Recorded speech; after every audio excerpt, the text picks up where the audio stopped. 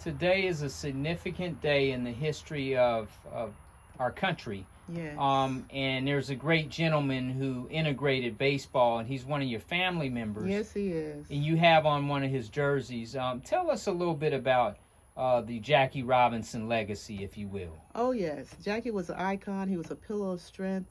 He was a civil rights leader.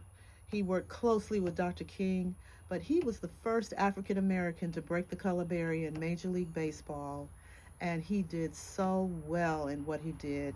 He never forgot where he came from, and he was always reaching out to make a difference, to help other people, to help other youth, to get scholarships, to get jobs. He even became the first executive director of the chock full of nuts industry in New York City, and opened many doors for African Americans to become managers and just work in that department and really do well.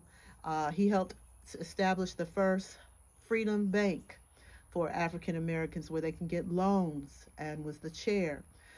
He did so much to help his people in New York City. He never forgot. Even though he achieved so much greatness, he always gave back just as much greatness. And I am so just thrilled to see that we are celebrating his legacy after all these years. He was born January 31st, 1919, and died October 24th, 1972, only at the age of 53 from a heart attack and diabetes. And as a physician, I do everything I can to try to keep people from getting these diseases. And if they get them, make sure we treat them appropriately, because so many people, even today, African Americans, suffer with diabetes and heart disease. And still, to this day, so many of them are not getting the proper care that they deserve. But Jackie Robinson, he was a pillar of strength. He was one that you could look up to and say, he truly made a difference in America. Not just being the first African American to break the color barrier in Major League Baseball, but one who made a difference for so many of us today. He opened the doors to opportunity, and I thank God for him. Talk a little bit about the fact that some people don't realize that he's from Grady County, Georgia. Oh, yes, that's true. They know him from the Dodgers and from Yes. Major League Baseball, Yes. Kansas City, and Pasadena. they know him from UCLA and Oh, the yes. service, Yes. but they don't know where, some people don't know where he grew up. Tell us a little bit about that part of the family Well, legacy. first of all, he was born here in Cairo, Georgia, and his mother and father, his mother was Mallie McGriff Robinson, and his father was Jerry Robinson. But unfortunately, before Jackie was even 2 years old, he was born, like I mentioned before, January 31st, 1919. Before he even turned 2 years old, his father deserted the family and left his wife, Mallie, Jackie, and his 4 other siblings for her to have to raise by herself.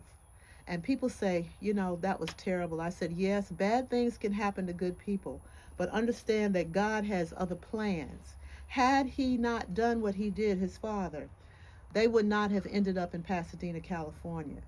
Thank God Mallie had 2 brothers that lived in Pasadena, and they called her and told her, sis, if you want to see what heaven is like, you come to Pasadena, and we're going to save up enough money to bring you and the 5 children here. You don't have to stay there, because she didn't want to stay. She was ready to leave, but she just didn't have the money to do so. And so they left. They got on that midnight train to Pasadena, thanks to her brothers, who were landscapers and did all type of work and did very well. She got her a job, even though she was still cleaning house and other things, but she was at least making money. And her kids finished school, went on to school. Jackie went to college for a couple of years. He couldn't finish college because they didn't have the money, but he joined the military. And from there, he spent a few years there, and then after a while, he joined the Negro League.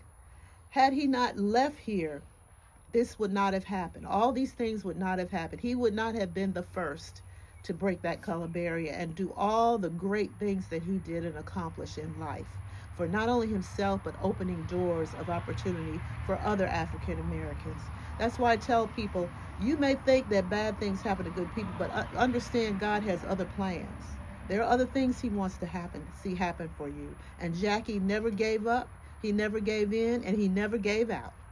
And today, his legacy is still celebrated thanks to his wonderful wife, Rachel, who made sure that nobody would ever forget him. And even though she's 103 years old, I saw her about a couple of years ago.